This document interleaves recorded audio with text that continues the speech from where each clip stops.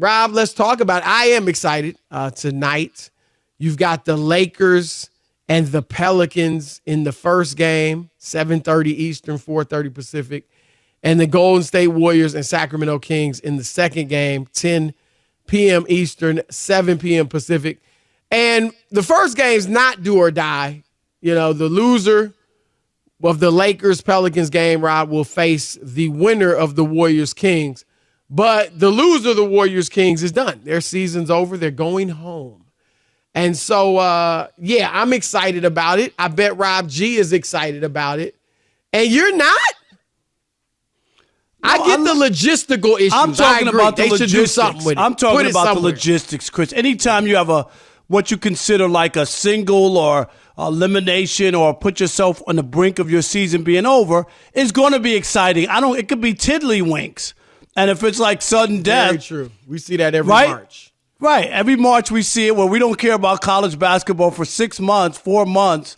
And then all of a sudden, like we're paying attention. Because this could be over. There's 4 playing games. I'm hyped about 3 of them. Gotta be honest. Really couldn't care less about the Bulls and the Hawks. There you I'm go. Sorry. You're with me. I'm not poo-pooing it. It's just that they don't interest me. Chris, say it. I know. It's nothing against I like the format. I think Adam Silver hit a home run with this play-in. Rob, Michael Jordan would have been in the play-in in Washington. Who knows what would have happened? Would have been fun to see. What would have happened is the Bullets or Wizards, whatever they were at that point, Wizards, would have lost like they did all that year. They didn't deserve it.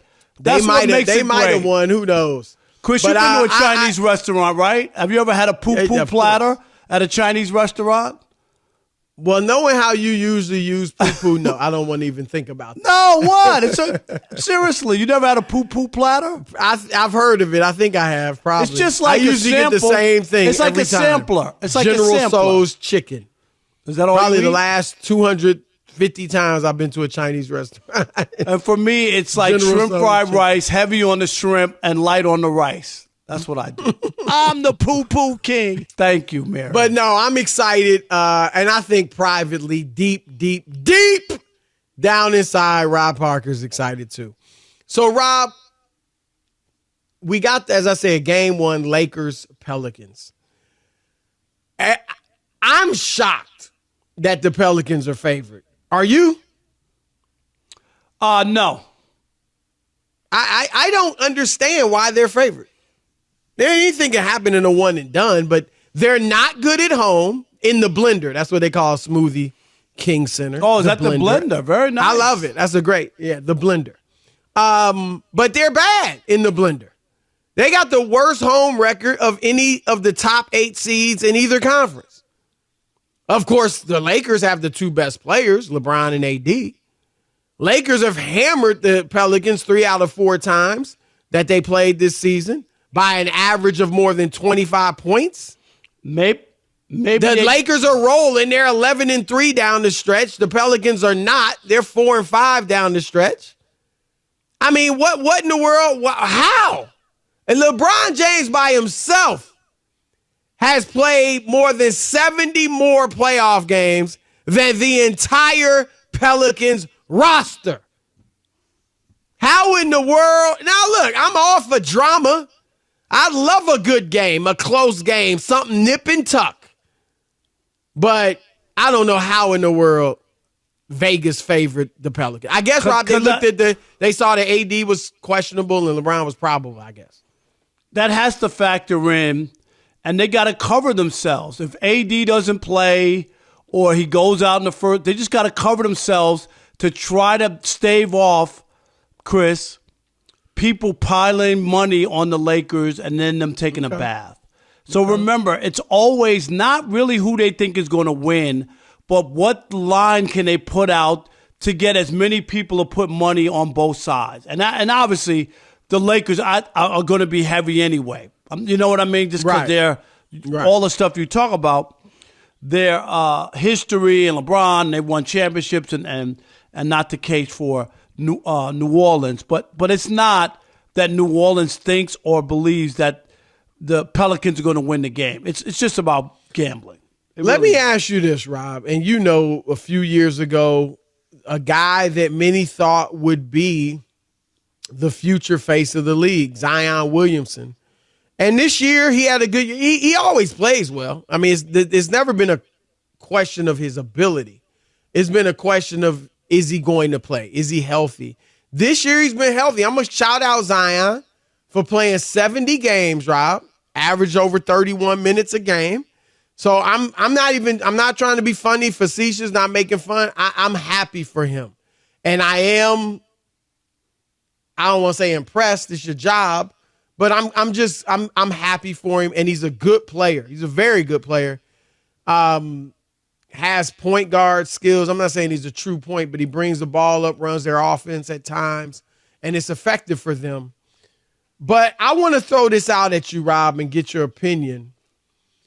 Is this a big game for him tonight? Like, I mean, if he loses, is there damage done? And if he wins, is this a big game?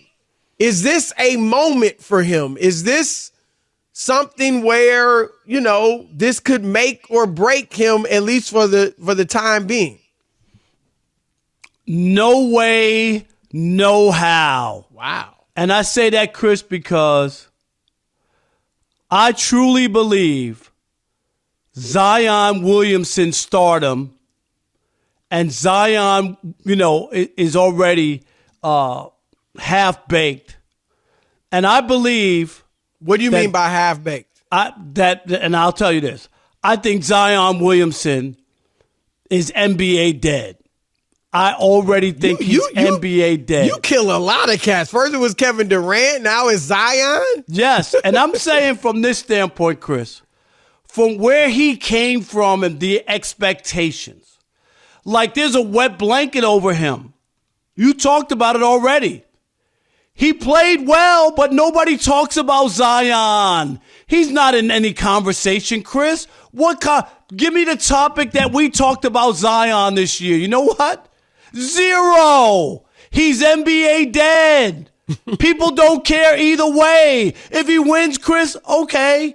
If he loses, well, LeBron and AD were supposed to win. There's nothing there. There's no juice for Zion. I'm dead serious that he just doesn't register. Now, Chris, does that mean he can't vie for the MVP a couple years from now and the team turns around and they're at the top? From the dead. Yeah. Right. But I'm talking about only 23. Right now, as far as moving the needle, people caring about a player and wondering what's going to happen, he's NBA dead. He just is.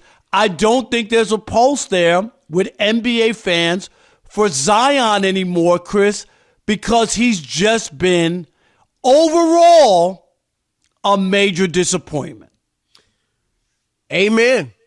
Oh my God, you believe? You agree? Amen so much. I think you watched First Things First this afternoon because that's exactly what I said. I never missed First Things First.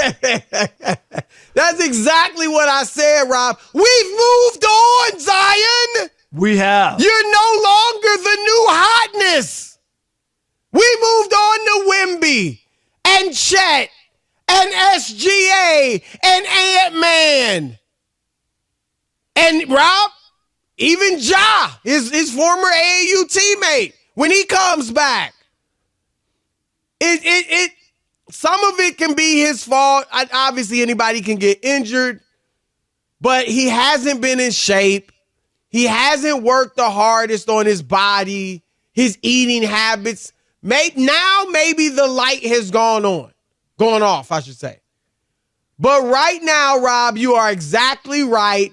Zion is just a guy, a good guy. He's above average player. Nobody's saying he's a bum. Nobody's saying that. All-star, right. He's still a good player. But here's the truth, too.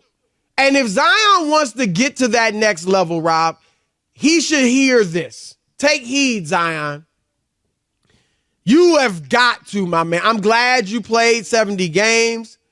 You are a terror, a force of nature at the rim. Rob, the dude is phenomenal at the rim, and that's why when he's bringing the ball up court, he just drives in and scores. But he don't shoot threes. He don't shoot mid-range jumpers. You know where he's going, and that's one reason he's had problems with playing the Lakers. Because LeBron's big enough that they put him in front of him. He's going to at least make it a little difficult for him to just go to the basket. And then when he gets to the rim, Anthony Davis is there. The Lakers pack the paint. And Zion has nothing right now but stuff at the rim. So Zion, you got to work on, you should be a better rebounder. 5.5 rebounds a game. That's Steph Curry stuff. He should walk into the arena with 5.5 rebounds, Chris. Thank you. So your rebounding has to improve. And you've got to work on your J, because as he's headed right now, and again, very good player, their best player.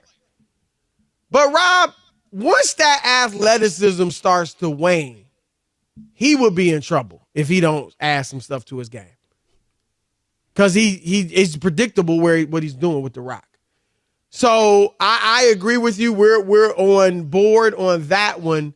But I like what you said at the end, because you're absolutely right. He's only 23. Yeah, if he stays healthy and works hard and, really, he's still got plenty of time. And he could join that young crop of future stars. Or current even stars. No doubt about it. But right now, he's off the radar as far as celebrities, superstars in the NBA.